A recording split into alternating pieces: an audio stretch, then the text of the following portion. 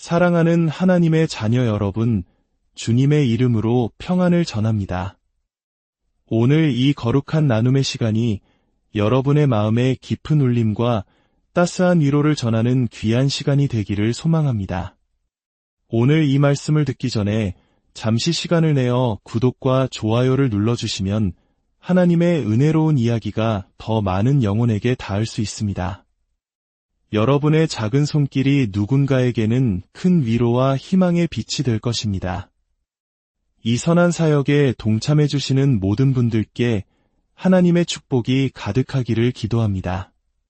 고요한 계곡을 따라 힘들이지 않고 자연스럽게 흘러가는 시냇물을 상상해 보십시오. 그 길은 명확하고 그 목적 또한 분명합니다. 하나님께서 친히 예비하고 이끄시는 관계는 바로 이 시냇물과 같습니다. 자연스럽고 목적이 있으며 생명력을 불어넣어 줍니다. 하지만 우리는 종종 궁금해합니다. 이 만남이, 이 관계가 정말 하나님의 손길에 의한 것인지 어떻게 분별할 수 있을까요? 성경 잠언 3장 5절에서 6절은 우리에게 이렇게 권면합니다. 너는 마음을 다하여 여호와를 신뢰하고 내 명철을 의지하지 말라. 너는 범사에 그를 인정하라 그리하면 내 길을 지도하시리라. 이 약속의 말씀은 우리로 하여금 하나님의 지혜와 평강을 구하도록 초대합니다. 하나님을 영화롭게 하는 관계의 표지판을 찾도록 말입니다. 하나님께서는 종종 기도와 여러 징표들, 그리고 삶이 온유하게 정렬되는 과정을 통해 우리에게 말씀하십니다. 그분을 신뢰하는 자들에게 명확한 길을 보여주시는 것이죠. 영국의 위대한 작가 C.S. 루이스는 이런 말을 남겼습니다. 하나의 축복을 잃었을 때 우리는 종종 가장 예기치 못한 곳에서 다른 축복을 받는다. 오늘 우리는 이 여정을 함께 걸으며 하나님께서 관계 속에 당신의 뜻을 어떻게 나타내시는지 발견하고자 합니다.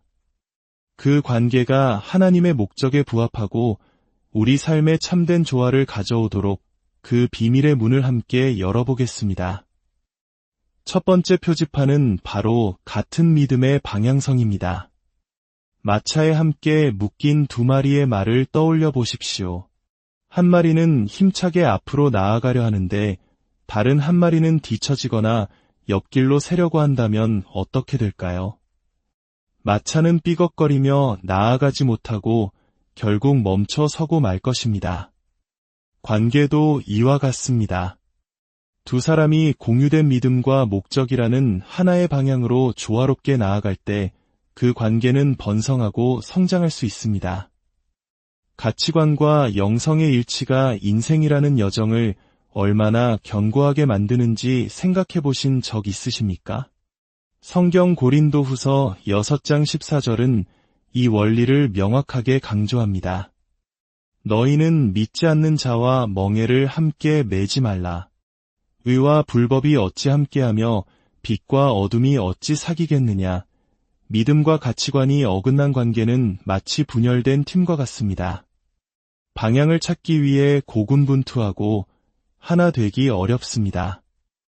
같은 믿음을 갖는다는 것은 단순히 같은 교회에 출석하거나 같은 종교적 명칭을 갖는 것 이상을 의미합니다. 그것은 삶의 모든 순간에서 함께 그리스도를 추구하며 우리의 행동과 기도, 모든 결정을 그분의 말씀에 맞추어 나아가는 것을 뜻합니다.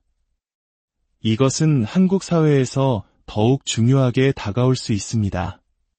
서로 다른 신앙을 가진 두 사람이 만날 때 명절을 보내는 방식부터 자녀를 양육하는 교육관, 그리고 삶의 우선순위에 이르기까지 수많은 갈등에 부딪힐 수 있습니다. 하지만 두 사람이 하나님이라는 같은 반석 위에 서 있을 때 그들은 세상의 파도를 함께 헤쳐나갈 수 있는 견고한 배를 가진 것과 같습니다. C.S. 루이스는 내가 당신을 마땅히 사랑해야 할 모습으로 사랑하기 위해서는 창조주이신 하나님을 먼저 경배해야만 한다고 말했습니다. 이 깊은 진리는 다른 사람을 사랑하는 우리의 능력이 하나님을 향한 공동의 헌신에서 비롯된다는 사실을 일깨워줍니다. 믿음이 관계의 중심에 있을 때 모든 결정은 명확함과 평안 속에서 내려집니다. 친구를 사귈 때에도 마찬가지입니다. 잠언 27장 17절은 철이 철을 날카롭게 하는 것 같이 사람이 그의 친구의 얼굴을 빛나게 하느니라 라고 말씀합니다. 같은 믿음을 가진 친구는 우리의 믿음을 더욱 굳건하게 하고 우리의 인격을 더욱 아름답게 다듬어줍니다. 두 번째 표지판은 거룩한 희생의 모습입니다. 진정한 사랑은 마치 활활 타오르는 불꽃과 같아서 계속해서 땔감이 필요합니다. 그 땔감은 종종 희생이라는 형태로 나타납니다. 믿음의 뿌리 내린 관계에서 희생은 손실이 아니라 관계를 더욱 깊게 하고 하나님을 영화롭게 하는 사랑의 행위입니다. 성경은 십자가에 달리신 그리스도를 통해 희생의 궁극적인 모범을 보여줍니다. 요한복음 15장 13절은 우리에게 상기시킵니다. 사람이 친구를 위하여 자기 목숨을 버리면 이보다 더 큰 사랑이 없나니 대부분의 관계가 이토록 극단적인 희생을 요구하지는 않지만 성장과 연합을 방해하는 이기적인 욕망, 나쁜 습관 또는 부정적인 영향력들을 매일 내려놓는 희생을 필요로 합니다. 관계 속에서의 희생은 종종 자신의 편안함보다 다른 사람의 필요를 우선시하는 것을 의미합니다. C.S.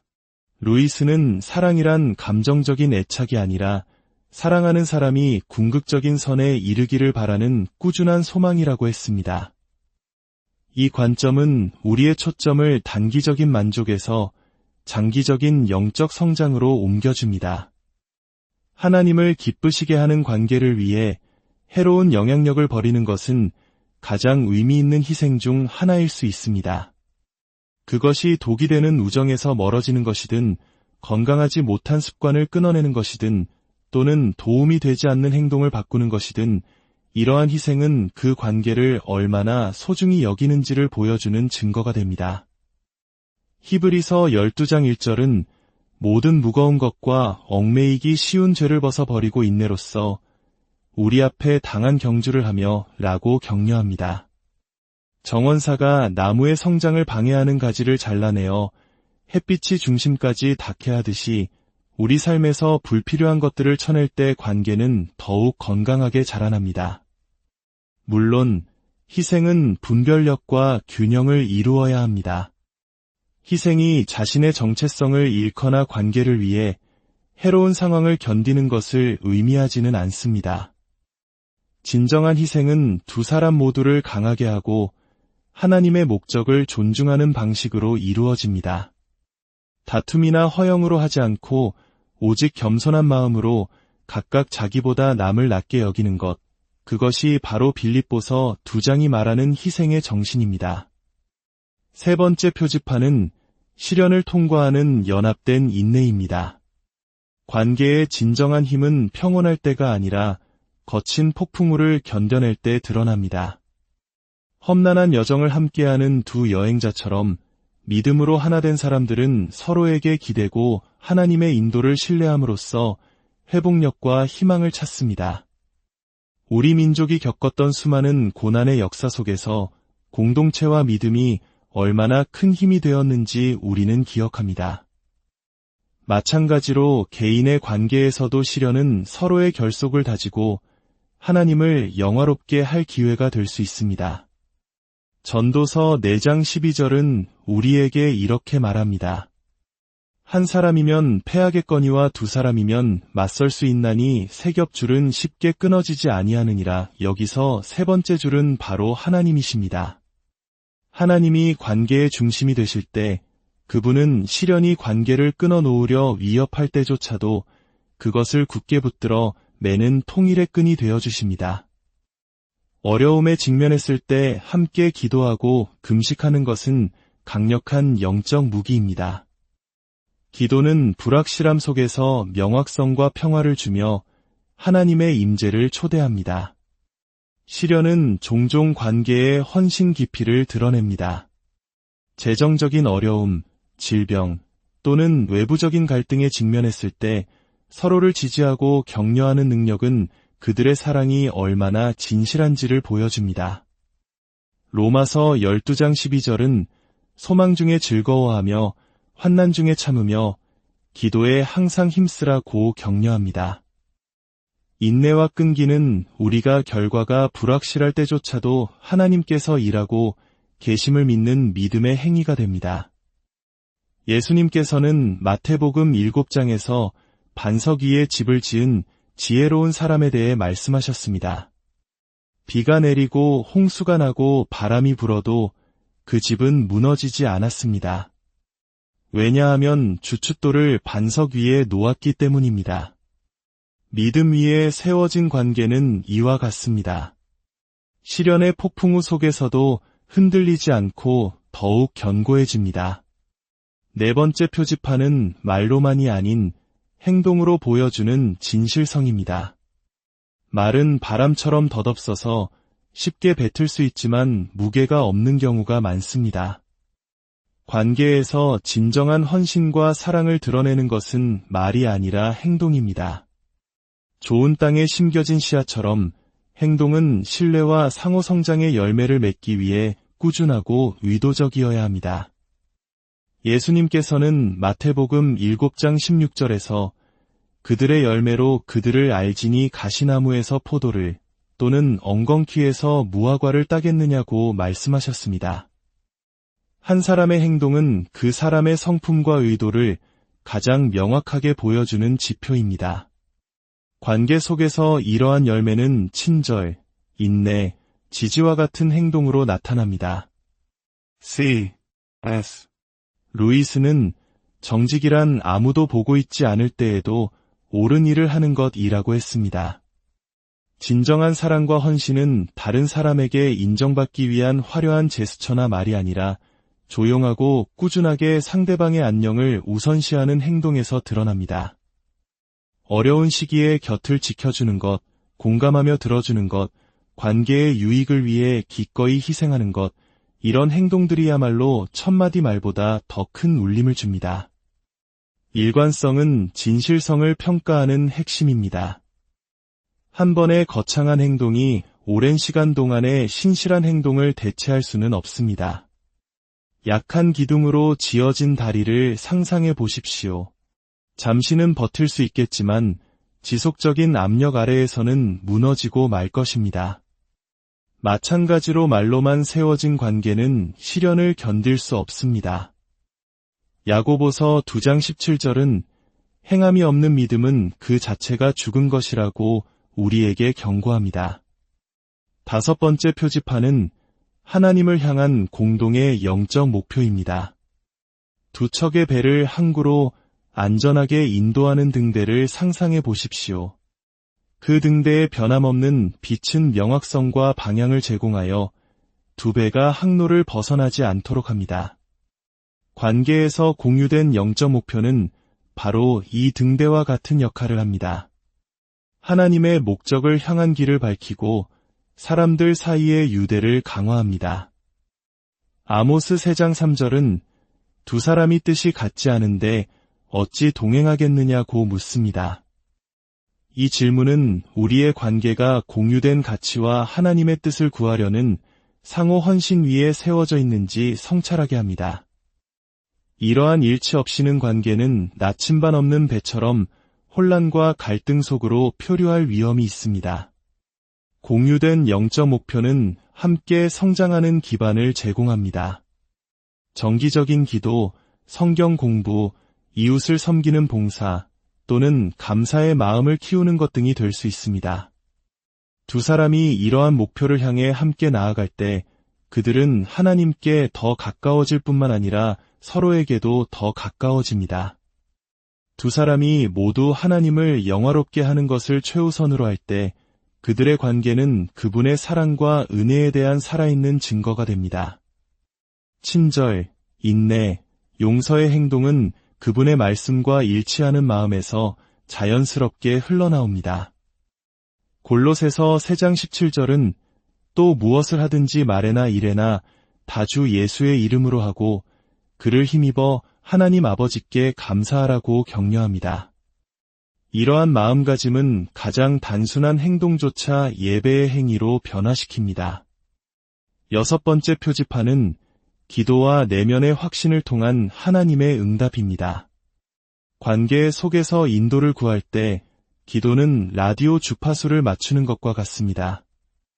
우리 자신의 욕망이라는 소음 속에서 하나님의 음성을 들을 수 있게 해줍니다. 하나님께서는 종종 들리는 목소리가 아니라 여러 징표나 꿈 또는 우리 영혼에 주시는 조용한 확신을 통해 응답하십니다. 예레미야 29장 12절에서 13절은 약속합니다. 너희가 내게 부르짖으며 내게 와서 기도하면 내가 너희들의 기도를 들을 것이요 너희가 온 마음으로 나를 구하면 나를 찾을 것이요 나를 만나리라. 이 초대는 관계 속에서의 분별력이 온전히 하나님께 복종하는 마음에서 시작됨을 상기시킵니다. C.S. 루이스는 하나님은 우리의 기쁨 속에서 속삭이시고 양심 속에서 말씀하시며 고통 속에서 외치신다고 했습니다. 종종 하나님의 인도는 불편하거나 불확실한 순간에 가장 명확해지며 우리 자신의 이해보다는 그분의 계획을 신뢰하도록 이끕니다. 그것이 계속되는 불안감이든 혹은 사라지지 않는 평안함이든 그분은 당신의 뜻과 일치하는 결정으로 우리를 부드럽게 이끄십니다. 시편 119편 105절은 주의 말씀은 내 발의 등이요 내 길의 빛이니이다 라고 선포합니다. 하나님의 말씀인 성경은 혼란 속에서 우리에게 명확한 기준을 제공합니다. 관계를 평가할 때 성경으로 돌아가는 것은 우리의 결정이 덧없는 감정이나 세상의 기준이 아닌 그분의 원칙을 반영하도록 보장합니다. 마지막 7번째 표지판은 삶 속에 자연스럽게 스며드는 조화입니다. 하나님의 뜻과 일치하는 관계는 마치 퍼즐 조각이 제자리에 완벽하게 맞춰지는 것과 같습니다. 그림을 방해하는 것이 아니라 오히려 자연스럽게 완성시킵니다. 일상의 리듬에 자연스럽게 맞춰지고 장기적인 목적과도 조화를 이룹니다. 골로새서 3장 15절은 그리스도의 평강이 너희 마음을 주장하게 하라. 너희는 평강을 위하여 한 몸으로 부르심을 받았나니 너희는 또한 감사하는 자가 되라고 권면합니다. 관계가 하나님으로부터 온 것일 때 그것은 당신의 삶에서 제자리를 찾았다는 것을 확인시켜주는 평안함을 가져다 줍니다. 이 평안은 어려움이 없다는 뜻이 아니라 그분의 목적과 일치한다는 고요한 확신입니다.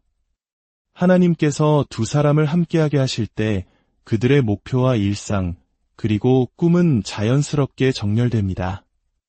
물론 조정이 필요하겠지만 이러한 조정은 갈등보다는 성장을 촉진합니다. 각 악기가 다른 악기를 압도하지 않고 멜로디에 기여하는 교향곡을 상상해 보십시오. 이러한 조화는 상호 존중과 영적 연합의 반영입니다. 하나님께서 예비하신 관계는 가족, 친구, 그리고 공동체라는 더 넓은 관계망을 약화시키는 것이 아니라 오히려 강화합니다. 함께함으로써 개인적으로 성장할 뿐만 아니라 주변 사람들에게도 선한 영향력을 끼치게 됩니다.